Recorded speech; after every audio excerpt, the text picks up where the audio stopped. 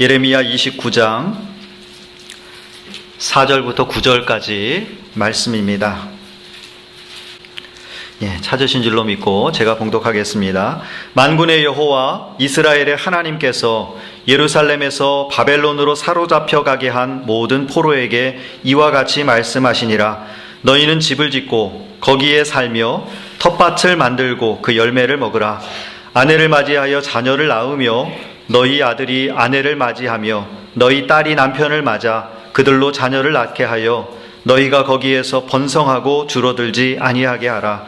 너희는 내가 사로잡혀 가게 한 그 성읍의 평안을 구하고 그를 위하여 여호와께 기도하라.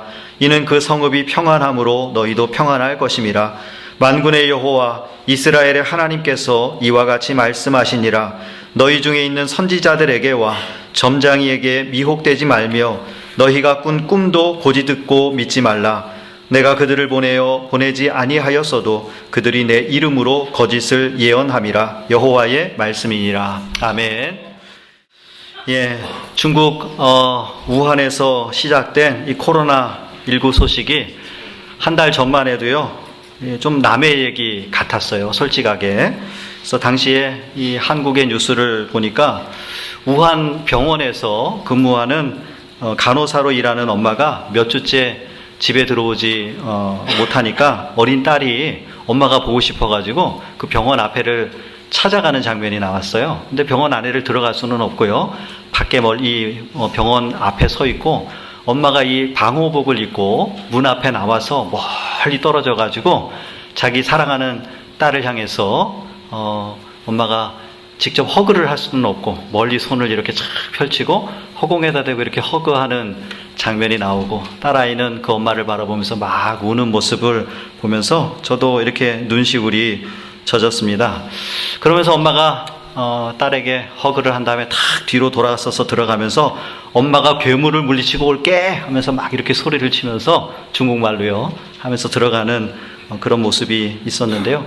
그때도 그 뉴스의 화면을 보면서 이거 재난 영화에나 나올 법한, 영화상에 나올 법한 한 장면 같다, 이렇게 생각을 하면서 저건 저 멀리 중국의 우한에서만 일어나는 일이구나, 이렇게 생각했던 때가 있었는데요. 그런데 이제는 한 달 만에 코로나19가 확산이 되면서 전 세계가 공포로 얼어붙고 있습니다. 그래서 많은 계획들이 취소되고 연기되고 이런 상황 가운데 있어요. 저도 한국에서 이번 주에, 그러니까 지난주죠, 지난주에 손님이 방문하기로 되어 있었는데 한국과 일본에서 이 상황이 이렇기 때문에 캔슬이 되었고요. 또 아시는 분은 아시겠지만 제가 이번에 그 소아시아 성지 순례를 다음 주에 갈 예정이었는데 이번 일로 인해서 가지를 못하게 되었습니다.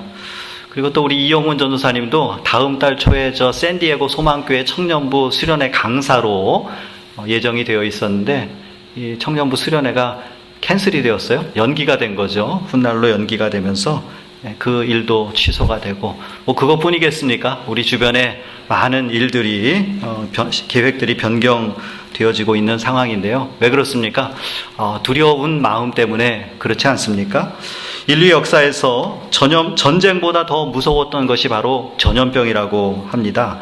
20세기 전까지만 해도요, 전쟁을 할 때 전투 중에 사망한 사람들보다 이 전쟁 가운데 전염병으로 사망한 사람들이 더 많았다 그래요. 그래서 그 전염병이 어느 나라에 어떻게 번지느냐에 따라서 그 전쟁의 승패가 바뀌기도 했다고 합니다. 그만큼 무시무시한 게 전염병이었다라고 하는 것이죠. 노벨 문학상을 수상한 카네티라고 하는 분이 전염병이 퍼질 때 군중이 느끼는 공포를 지진과 같은 천재지변 상황에서 느끼는 공포와 비교를 하였는데 어떤 게 더 무서울까요? 지진과 같은 그런 상황 가운데 희생자들은 일시에 죽지만 전염병은 점점 병자들의 수가 늘어나면서 자꾸 나에게 다가온다라고 하는 서서히 다가오는 죽음의 공포 때문에 더 무섭게 느낀다라고 하는 것입니다. 아마도 요즘 이러한 전염병에 대한 공포 때문에 사람들이 좀 많이 이성을 잃지 않나, 이런 생각을 좀 해보게 됩니다. 전 세계적으로 평상시에는 있을 것 같지 않던 일들이 좀 빈번하게 일어나는 일들을 보게 되는데요. 한국에 보니까 이 코로나 바이러스에 감염된 확진자들이 어디를 다녔는가 체크를 해서 방역 작업을 하기 위해서 그 사람들이 다닌 동선을 체크해서 아주 공개를 합니다. 그러니까 어떤 사람은 그 사람이 가지 말아야 될 곳에 간 그런 것도 밝히 드러나기도 하고요. 아무튼 그 사람의 동선이 세상에 알려지면서 엉뚱하게 오해를 받고 이렇게 사람들로부터 비난을 당하는 일들도 일어나고 있고요. 또 학교가 오랫동안 개학을 하지 않고 휴교를 하다 보니까 맞벌이 가정에서는 아이들을 케어해야 되니까 어쩔 수 없이 출근을 못하는 상황이 생기기도 하고 그로 인해서 해고의 위기에 처하기도 한다고 합니다. 또 요즘 인종차별주의자들의 극단적인 행동도 나타나고 있죠. 세계 곳곳에서 동양인들이 구타를 당하는 일들이 일어나고 있습니다. 얼마 전에 보니까 필라델피아에서 젊은 아시안 커플이 주변에 다른 사람들로부터 집단으로 구타당하는 장면이 촬영돼서 올라오기도 했고요. 아무튼 이런 상황들도 일어나고 있습니다. 또 마켓에서는 사재기 현상도 일어나죠. 그리고 한국에서는 심지어 종교와 정치의 자유마저 제한당하는 일들이 일어나고 있어요. 그래서 여러분 잘 아시는 대로 교회가 예배당에 모여서 예배드리지 말고 인터넷으로 예배드리라, 가정 예배 드리면 되는 것 아니냐 이렇게 압력을 받더니 이제는 강제로 모든 교회가 다 문을 닫도록 해야 되겠다라고 하는 정치적인 발언까지 나오는 상황 가운데 있습니다. 근데 이제 이러한 현상이 우리 일상에서도 일어날 수 있는 그런 상황 가운데 놓여지게 된 것 같아요. 미국도 많은 사람들이 감염이 되어가고 있고요. 또 우리가 잘 아는 이 인접한 워싱턴주에서 제가 알기로는 한 16명 어제까지는 그렇게 사망한 것으로 알고 있고요. 이게 밴쿠버 워싱턴에서도 확진자가 1명 나왔다 그러더라고요. 그리고 어제까지 오레곤에서도 7번째 확진자까지 나오면서 긴장이 고조되고 있습니다. 일주일 전에는 오레곤 주지사와 또 보건 책임자가 나와서 기자회견을 하니까 그 다음 날로 그냥 코스코에 물이고 휴지고 뭐고 다 또 쌀도 바닥이 났대요. 쌀 바닥 난 건 아무래도 아시안들이 이렇게 다 그냥 했겠죠. 아무튼 뭐 그런 상황이고요. 이제 다음 달이면 4월이니까 부활주일인데요. 부활주일 얼마나 우리가 기쁘고 하나님께 영광 돌리는 날입니까?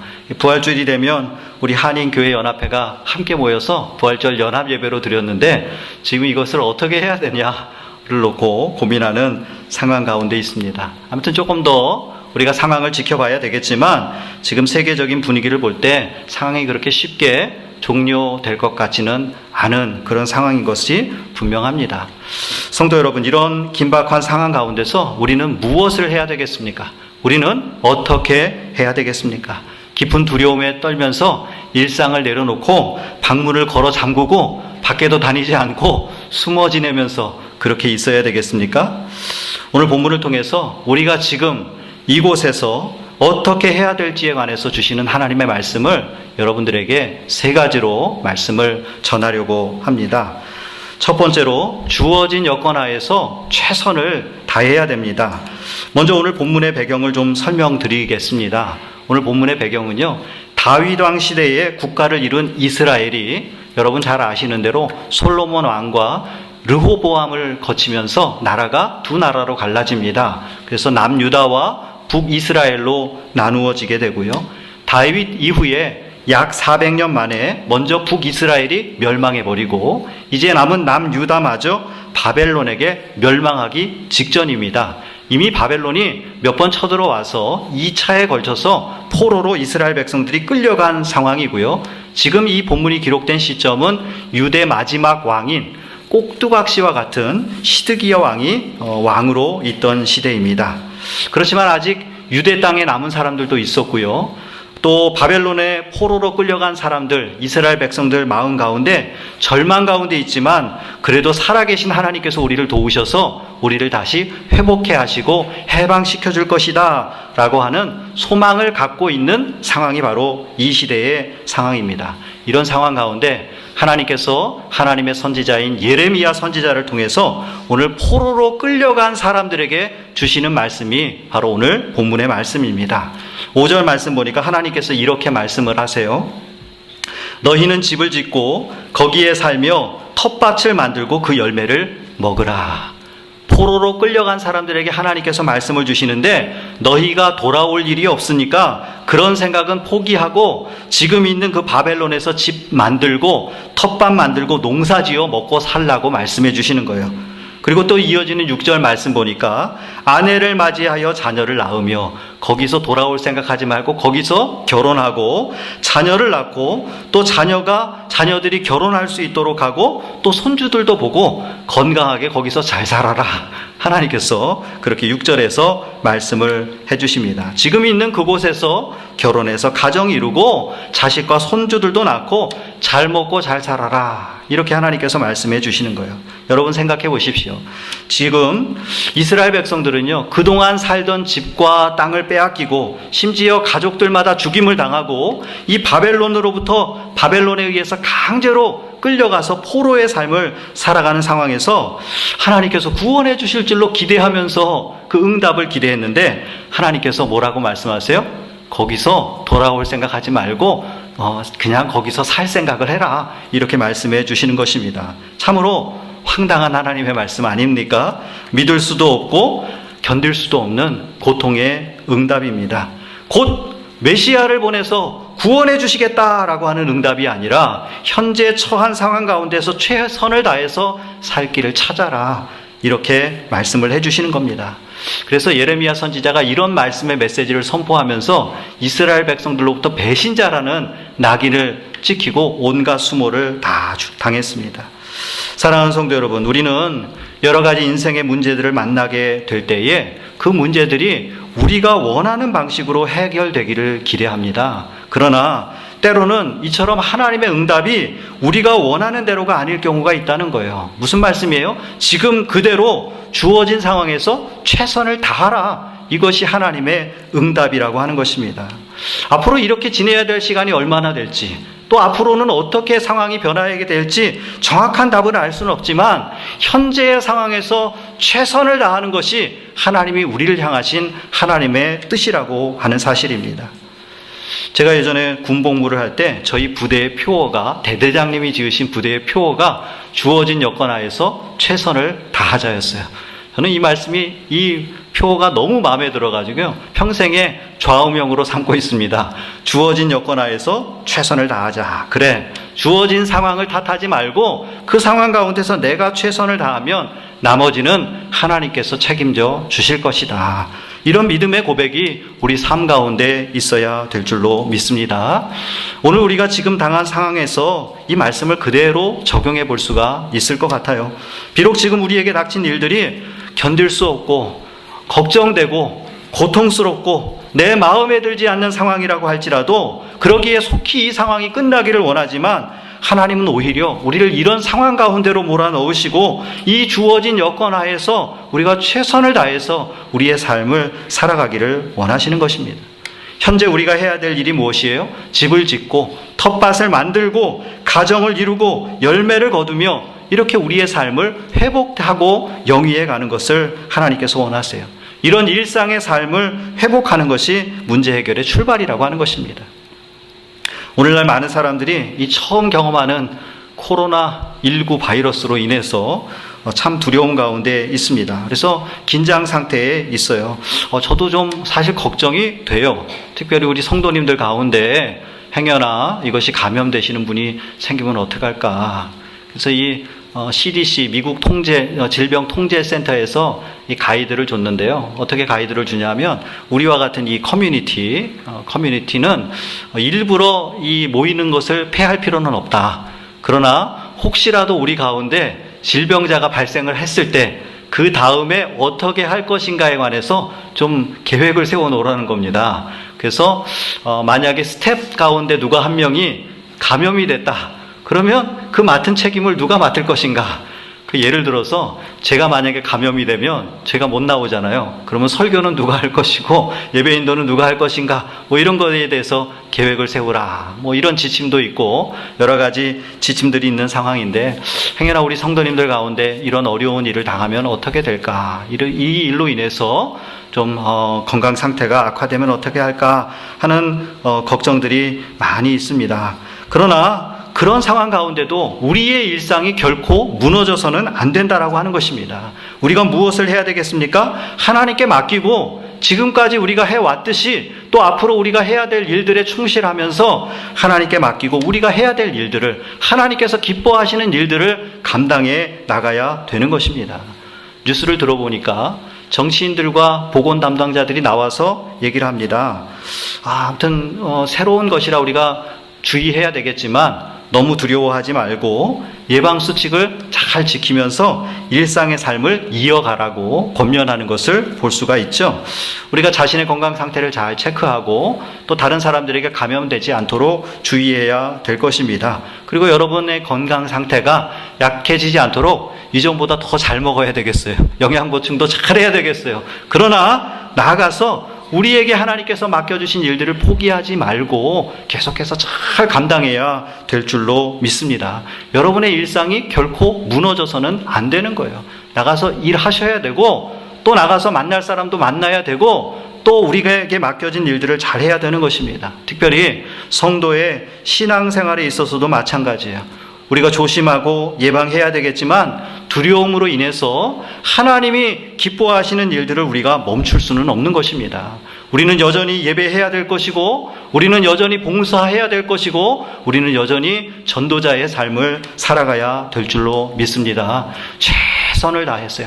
주어진 상황에서 최선을 다하는 것이 하나님을 기쁘시게 하는 하나님의 뜻임을 분명히 기억하는 여러분들 되시길 바랍니다. 두 번째로 우리가 살아가는 이곳을 위해서 기도해야 되겠습니다. 7절 말씀 보니까 너희는 내가 사로잡혀 가게 한 그 성읍의 평안을 구하고 그를 위하여 하나님께 기도하라 그랬어요.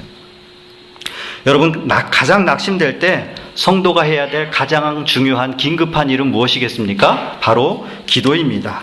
왜요? 하나님께서 그 기도를 듣기를 원하세요. 하나님께서 우리가 무릎 꿇고 그 순간에 기도하기를 원하시는 것입니다.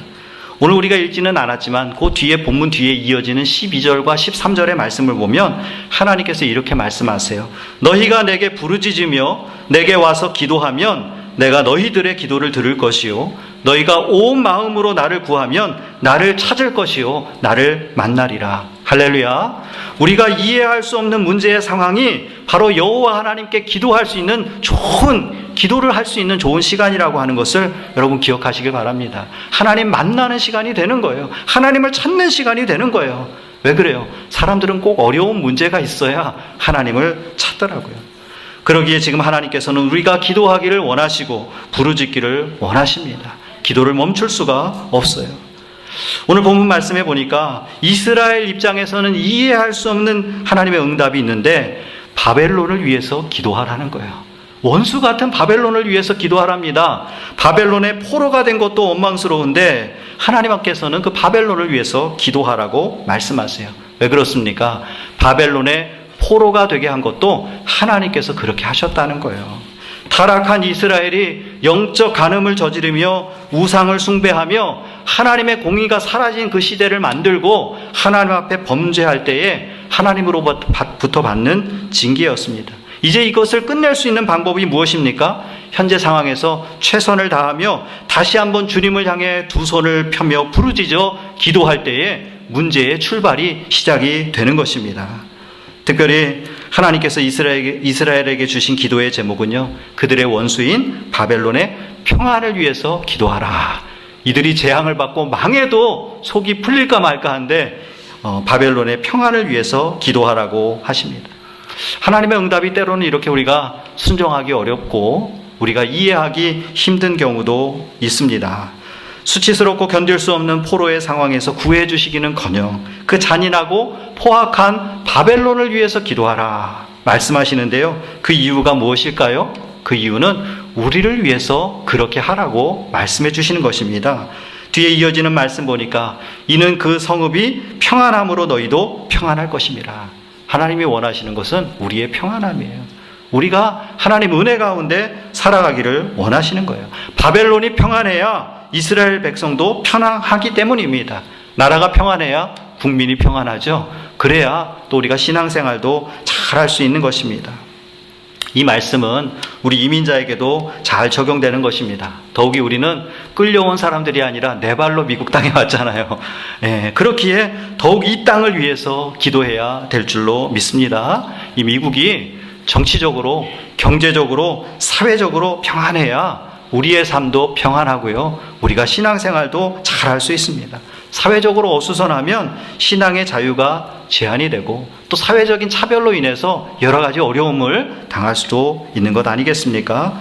사랑하는 성도 여러분, 지금 이 어려운 시기에 여러분들이 살고 있는 오레곤과 또 워싱턴 주에서 오신 분도 있으니까 워싱턴 주와 또 온 미국을 위해서 여러분 기도하는 여러분 되시기를 바랍니다. 하나님 속히 이 땅을 평안케 하여 주시옵소서.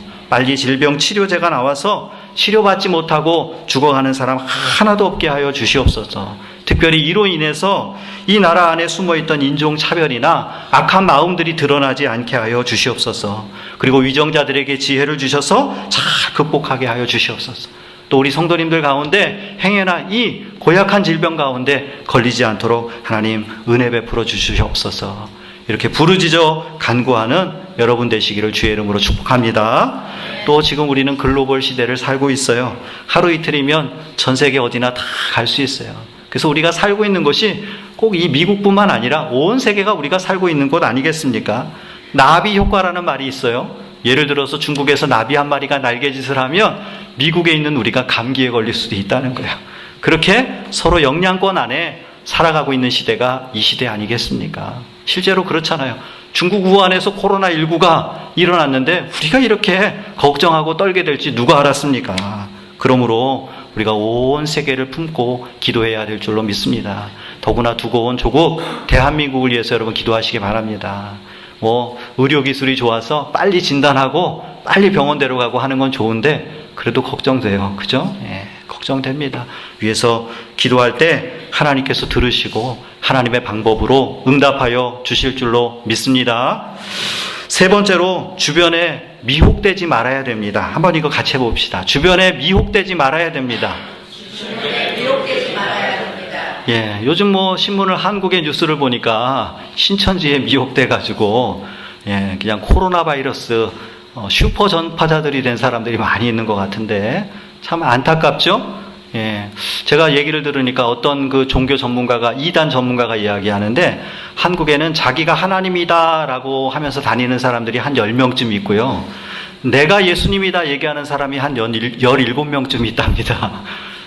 아무튼 우리를 미혹하는 시대에 살고 있어요. 행여나 이런 질병 가운데 우리가 엉뚱한데 또 귀 기울일까, 우리의 마음이 갈까 두렵습니다. 오늘 본문 말씀으로 돌아가서 보겠습니다. 이스라엘이 망해가는 이 시기에도 이 잘못된 희망을 가지고 거짓 선포하는 거짓 선지자들이 있어요. 뭐라고 거짓 선포합니까? 하나님이 곧 우리를 구원해 주실 것이다. 이거 잠깐이다. 하나님이 우리를 회복해 하실 것이다. 우리의 어려움은 곧 끝날 것이다. 그렇게 말하면서요, 자신만이 하나님의 말씀을 받았다고 주장하면서 사람들 입맛에 맞는 소망을 주면서 인기를 얻으려고 했던 사람들이 있었어요. 심지어 점쟁이들과 꿈쟁이들도 나타나고요. 나는 이런 꿈을 꿨다 하면서 하나님께서 곧 우리를 구원하실 것이다. 이런 낙관론을 확산을 시켰습니다. 여러분, 물론 낙관적인 소망을 갖는 것은 필요할 것입니다. 그러나 그들은 하나님 앞에 범죄하는 이스라엘의 잘못에 대해서는 경고하지 않고요, 하나님의 이름을 팔면서 자신들의 영광을 취하며 사람들에게 헛된 소망을 갖고 일상의 삶을 살지 못하도록 만드는 악한 선지자들이었어요. 그래서 9절 말씀 보니까 하나님께서는 이렇게 말합니다. 이들이 내 이름으로 거짓을 예언한다. 거짓말이라는 거예요. 하나님의 뜻은 무엇입니까? 10절부터 11절 말씀에 읽어보면 하나님께서는 지금이 아니라 70년 후에 이스라엘을 회복하실 계획을 가지고 계셨어요. 하나님이 계획이 없으신 분이 아니에요. 하나님 다 계획이 있으신데 지금은 아니라는 거예요. 잘못된 거짓 선지자들은 자기의 생각을 가지고 지금이 회복하실 때다, 하나님이 우리를 도우실 것이다, 이렇게 선포했지만 하나님은 그러시지 않았어요. 하나님의 마음은 무슨 마음입니까? 하나님께서는 이스라엘 백성 가운데 재앙을 주기를 원하셨던 것이 아니라 하나님은 그들에게 평안을 주기를 원하셨고 미래와 희망을 주기를 원하셨다. 성경에 그렇게 기록이 되어 있습니다. 그런데 지금은 아니라는 거예요. 지금은 이스라엘이 회개할 때예요. 지금은 이스라엘이 하나님 앞에 부르짖어 다시 한번 기도하기를 원하시는 때가 지금이라고 하는 사실입니다. 여러분, 우리는 하나님의 계획과 하나님이 우리를 향하신 하나님의 마음을 알아야 될 줄로 믿습니다. 우리의 모든 문제 가운데 하나님께서 개입하실 수 있고요, 구원의 손을 펴실 수 있지만 지금은 먼저 우리가 하나님께로 돌아가기를 원하시는 거예요. 물론 하나님께서 모든 어려움을 우리에게 다 주시는 것은 아닙니다. 성경에 보니까, 욥기를 보니까 사단 마귀가 우리를 시험하려고 욥에게 시험을 주는 것을 보게 되고요, 때로는 인간의 악한 마음들, 이 죄들 때문에 스스로 사회적인 참사를 불러일으키기도 합니다. 그러나 때로는 하나님께서 이 악한 행동들마다 잘 사용하셔서 합력하여 선을 이루시는 하나님께서 우리를 하나님께로 돌아가게 하는, 하나님 뜻 안에서 살아가게 하는 귀한 도구로 사용하여 주시는 것입니다. 분명한 사실은요, 우리 주변에 일어나는 모든 일들이 주님 뜻 안에 있는 것입니다. 하나님 손 안에서 다 이루어지는 거예요. 이 모든 일들을 사용해서 우리가 하나님 앞에 돌아오기를 원하십니다.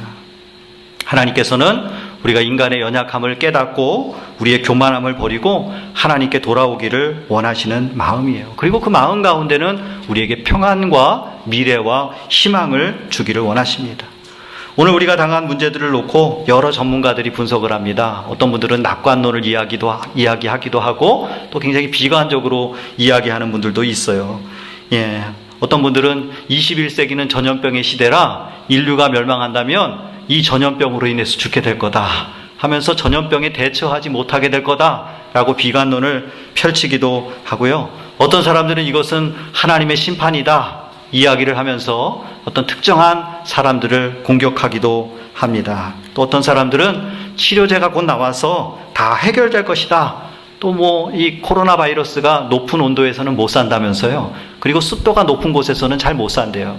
그래서 제가 감히 여러분들에게 희망을 준다면 오레곤에서는 별로 못 버틸 것 같아요. 오레곤은 온도가 따뜻하고 습도가 많은 곳 아닙니까? 그래서 괜찮지 않을까. 저도 한번 낙관적인 이야기를 여러분들에게 해드리는데요. 우리가 어떤 방향으로라도 생각해 볼 수 있지만 분명한 사실은 무엇입니까? 이 모든 상황 가운데 주님께서 원하시는 것은 우리가 다시 한번 우리 자신을 돌아보고 하나님 앞에 죄악된 모습들을 회개하고 주님께로 향하여 나가기를 원하신다라고 하는 사실입니다. 진정한 성도라고 한다면 이 모든 상황이 주께 있음을 고백하며 우리의 신앙을 점검하는 기회로 삼아야 될 줄로 믿습니다. 우리가 그것을 깨닫지 못하고 지나친 비관론에 빠져서 두려워하면서 나 예배도 못하겠다, 교회 가면 큰일 나겠다 라고 하는 두려움 가운데 있는 것은 주님께서 원하시는 것이 아닙니다. 반대로 지나친 낙관론에 빠져서 이런 상황 가운데도 주님을 바라보지 않고 기도하지 않는다면 그것 역시 주님께서 원하시는 것이 아닙니다. 사랑하는 성도 여러분, 우리를 끝까지 사랑하시는 주님의 마음을 깨닫고 이 어려운 상황 가운데 더욱 주님 앞에 엎드려 기도하는 여러분 되시길 바랍니다. 우리가 살아가는 이 오레곤과 미국을 위하여 기도하시고 온 세계를 위하여 더욱 부르짖어 기도하는 여러분 되시길 바랍니다. 그러면 하나님의 때에 하나님께서 우리를 구원하여 주실 것입니다. 하나님의 방법으로 우리를 건져 주실 줄로 믿습니다.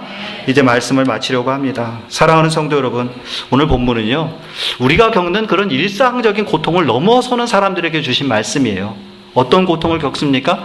나라도 뺏기고 땅도 뺏기고 집도 뺏기고 가족들을 다 잃어버리고 포로로 끌려간 사람들을 향해서 하나님께서 말씀을 주시는데 정말 그들은 더 이상 할 말도 없고 희망 없는 사람들에게 하나님께서는 여전히 소망의 말씀을 주세요. 그러나 문제는 무엇입니까? 우리가 먼저 하나님을 바라보며 하나님 앞에 엎드려 기도하기를 원하시는 것입니다. 이사야서 55장 8절로 9절 말씀 보니까 하나님의 생각은 우리의 생각과 다르고 하나님의 길은 우리의 길과 달라서 하늘이 땅보다 높음 같이 하나님의 길은 우리 길보다 높다. 또 하나님의 생각은 우리의 생각보다 높으니라 말씀해 주셨어요. 우리 조그만 머리로 이거 도대체 하나님 뭡니까?